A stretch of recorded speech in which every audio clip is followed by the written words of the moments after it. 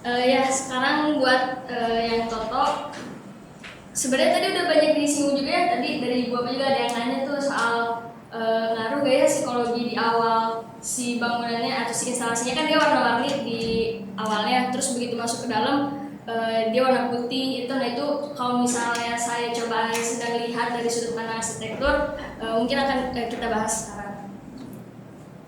Nah ini yang pertama, Kak, next dulu boleh? Next lagi. Nah, di awal tuh ruangan si instalasinya dia warna-warni. Kita banyak ke distract sama warna, informasi dan sebagainya ya. Terus setelah itu kita diantar ke dalam, si jumlah orang yang masuk ke dalamnya pun itu dibatasi. Jadi maksudnya per kloter gitu, nggak langsung semuanya bisa masuk. Jadi yang awal di awal kita banyak kerumunan orang, terus kita masuk ke dalam, langsung ke ruangan isinya putih semua. Tadi kita dapat informasi banyak warna, begitu kita masuk ke dalam warna putih aja yang ada. Itu membuat kita jadi fokus ke produknya. Bukan sian ya?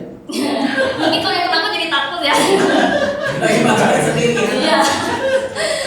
Nah masuk ke sana jadi fokus ke produknya. Jadi yang Rahma rasa gitu ya, di sini kenapa di awal selain ngasih perhatian ke pengunjung itu ada warna-warni apa, terus begitu masuk si pengunjung itu jadi fokus ke produknya dengan satu warna ini, dan bahkan mereka masangin si wastafel tadi di seluruh dinding, sehingga si pengunjung begitu masuk kemanapun dia lihat dia ngeliatnya produk Toto kayak gitu. Jadi ada permainan marketing juga mungkin ya di sana seperti itu.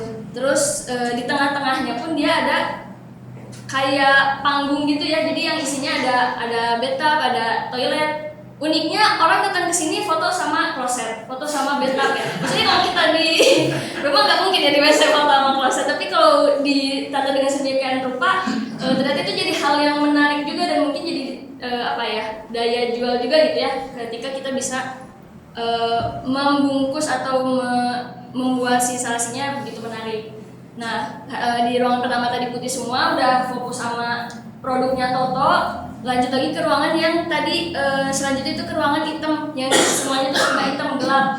Jadi ini juga sama, yang tadinya kalau warna putih itu terang gitu ya, nguras energi lah gitu. Begitu masuk ke warna yang hitam, kita dibuat lebih fokus tapi lebih tenang juga.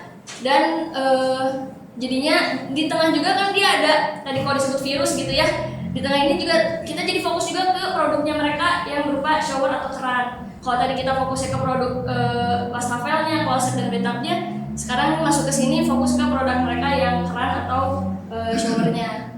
Terus setelah itu keluar langsung disambut lagi sama tadi si merchandise ataupun review si instalasi di dalamnya. Ya gitu. Jadi mungkin kalau misalnya tadi ada pertanyaan ya tentang psikologinya atau seperti apa, kalau saya coba tafsirkan gitu dengan arsitekturnya mungkin seperti itu untuk yang Toto ini. Enggak. Udah.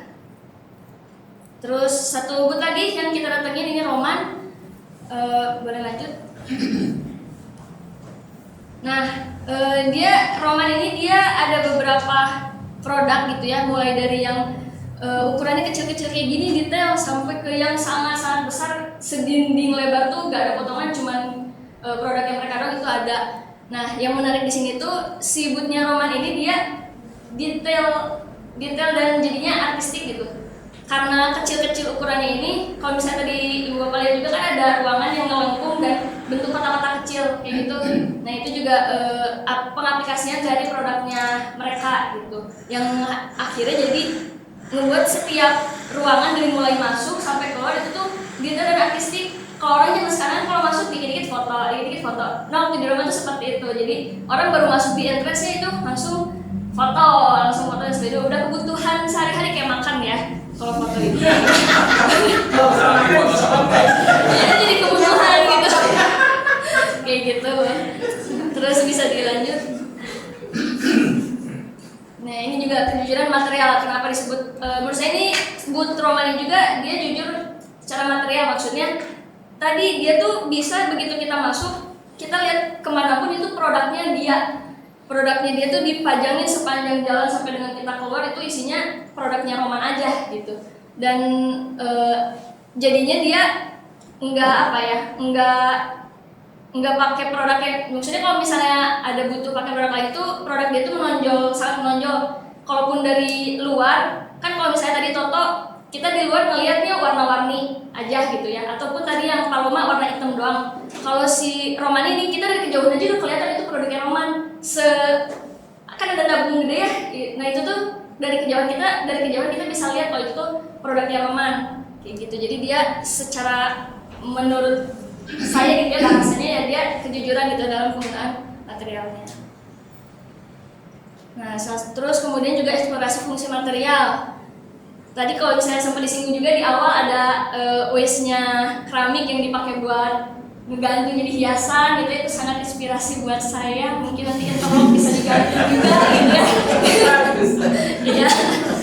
Gitu. Nah, tadi waste-nya keramik ternyata bisa ya digantungin dia jadi kayak tirai, walaupun kayak kalau tirai agak keras juga kalau kena kita gitu ya. Terus setelah itu juga ada ini kita lihat biasanya dipakai di mana? Coba tanyain. Ini dipakai di mana? Ada yang pernah lihat kayak ini apa? Ini kira-kira apa? Ada yang lobby apa nih? Oh, jauh.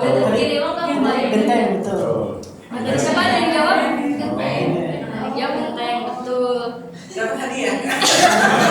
Ada dari sini tahu. Nah iya benar. Tadi kalau misalnya ada yang begitu lihat ini genteng, ini sebenarnya genteng. Kalau genteng kita biasanya lihat di mana? Di atas rumah ya, di atas rumah gitu. Ini dipakai buat sekat, dinding ini dipakai buat sekat si gentengnya Iya, jadi ini sebenarnya dia tuh genteng yang biasa dipakai untuk penutup rumah ya. Tapi di sini dia pakai buat sekat, jadi sangat eksplorasi dia menggunakan materialnya di mana fungsinya sebenarnya yang sering kita lihat itu untuk rumah, kali ini dia buat sekat ruangan dia gitu, si instalasinya gitu. Ini yang tadi sempat disinggungnya, yang keramiknya kayak gitu. Lanjut lagi.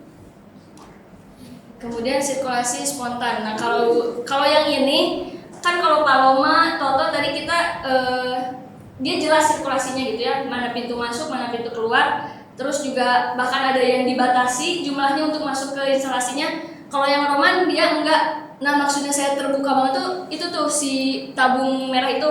Dari kejauhan tuh orang bisa lihat kalau itu produknya Roman. Nah si instalasinya pun dia sangat terbuka. Ini kan kayak ada lubang-lubang itu ya. Ini orang bisa aja loncat sebenarnya masuk ke sana kan. Ataupun dari dalam bisa aja mau keluar langsung aja loncat kayak gitu. Jadi maksudnya sirkulasi spontan di sini, si Roman tetap membuat alur ruangannya, tapi sebenarnya dia fleksibel juga. Maksudnya si pengunjung tuh bisa bisa masuk ke bagian-bagiannya secara spontan, gitu.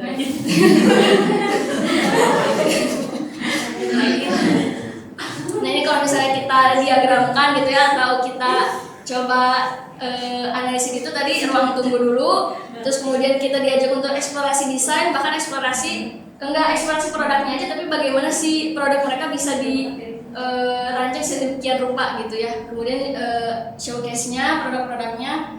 Terus di tengah dia ada area demonstrasi di tengah itu mereka ada produk yang meja gitu, tapi atas itu full meja sepanjang ini nih, itu full produknya si Roman.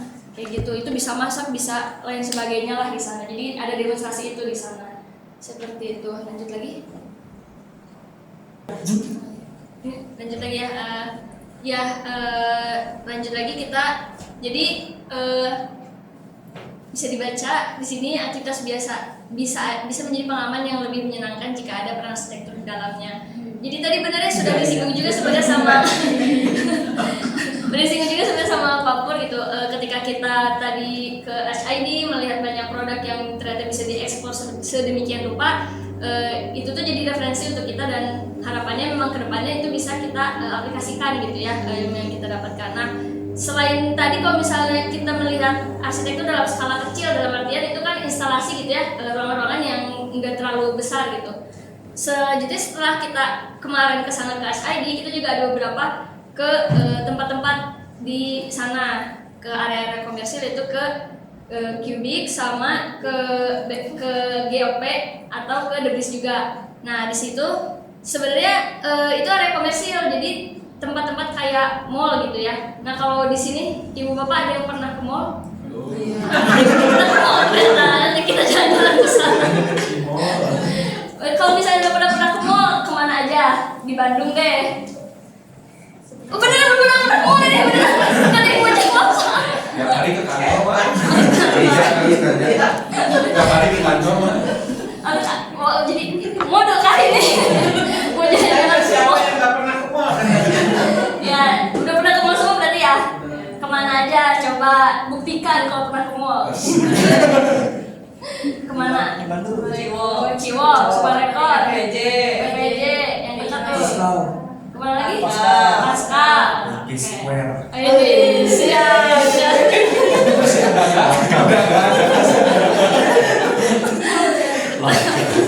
Nah itu apa? Itulah ya. Sebentar saya jadi tertarik. Ini belum pernah ada yang lihat mall di luar Bandung. Hah? Udah, mana? Berangkat semua.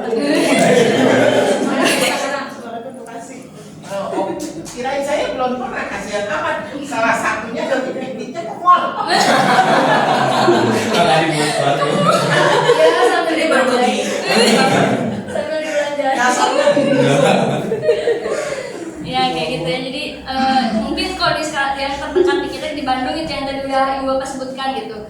Nah, jadi sebenarnya untuk area komersial itu kita maksudnya yang sering kita lihat gitu ya. Ada yang dia tuh mulai tertutup dan juga ada yang terbuka. Nah, untuk lebih jelasnya itu akan kita coba bahas dulu di sini setelah ini. Selanjutnya sama sawah. Nah, oke. Kalau soal yang kubik ini masih bahas area komersial ya. Ada yang pernah kesasar di mall? Nggak tahu pulang lewat mana? Tidak. Oh, udah ada. Baru. Iya. Betul, terima kasih ya. Pascal.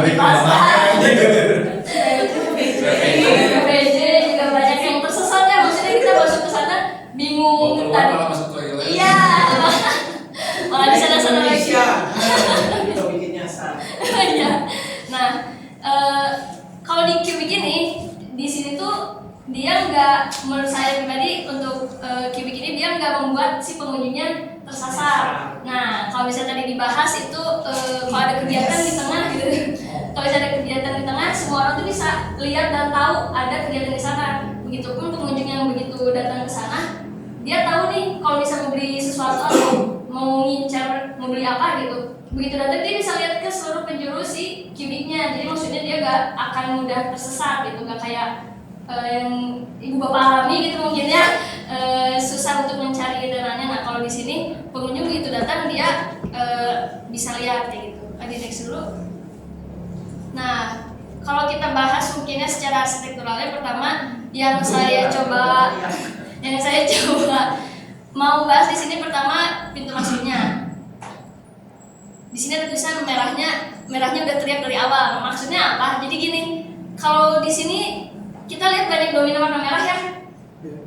Kalau kita ngelihat ini tuh maksudnya begitu nyebut cubic atau begitu kita lihat warna merah, kita gampang nih ngenalin ini cubic gitu. Oh ya, gedung yang banyak warna merahnya itu yang cubic kayak gitu. Nah di sini tuh Kalau maksudnya merah itu kelenteng. bisa juga sih Bu, bisa juga. Ya bisa juga. Ya, boleh ya gitu. Kayak gitu, jadi maksudnya dia begitu di pintu masuknya pun dia udah ngasih ketegasan gitu ya, tentang identitas dia sebagai mall merah kayak gitu. Jadi maksudnya itu ada pintu masuk, kita udah sebutin kayak gitu. Lanjut lagi.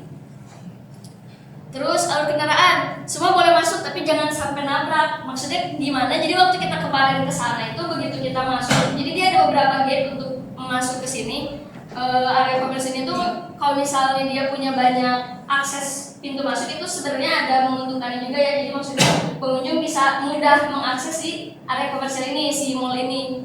Nah, tapi ternyata banyak gate juga itu perlu dipikirkan tentang alur sirkulasi di dalamnya. Karena waktu kita masuk dari gate arah utara, muter ke area basement atau parkirannya, ketemu sama kendaraan yang mau keluar ke gate selatan. Akhirnya orang sebenarnya nggak tabrakan sih, cuman agak bersilangan, jadi harus nunggu dulu yang salah satu nyebrang baru kita bisa lewat kayak gitu. Jadi dari segi bisnis ini dia sangat menguntungkan karena banyak gate pintu masuk. Tapi kalau untuk itu pun kita perlu mikirin lagi juga untuk sirkulasinya seperti apa supaya tidak ada cross kendaraan seperti itu. Lanjut lagi.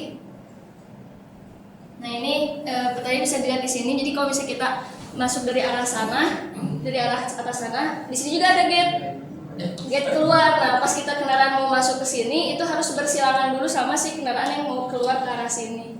Seperti itu. Baru juga dikasih tahu ya. Boleh masuk tapi jangan nabrak. Kayak gitu. Boleh lanjut lagi. Nah, kamera ini sama disinggung tadi di awal ya tentang identitas si kawasannya yang dia sangat menunjukkan sekali karakternya gitu.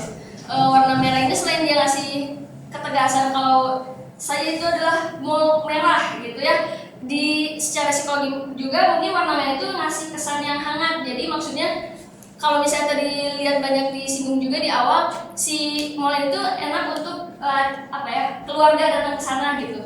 Keluarga di sana menikmati sore hari di pelajaran dan sebagainya. Jadi ngasih kesan yang dia itu ramah gitu ya, ramah dan hangat untuk ada kegiatan di sana. Jadi di dalam pasti banyak tempat makan ya. Ya, ada jadi sih di lantai satunya. Lebih banyak bris, Oh iya, betul. Banyak kan bris. Ya. lebih mahal. Lanjut lagi. Tadi ini juga sempat dibahas focal point itu maksudnya apa? Jadi dia pusat perhatiannya itu di si plazanya. Ya tadi ini seperti itu tadi kalau misalnya ada kegiatan di sana tuh orang-orang bisa lihat secara langsung ke sana gitu sih kegiatan atau area-area yang umumnya gitu di sana. Seperti itu. Lagi. Oke, itu untuk yang selanjutnya untuk yang GRIS dan GPL. Iya.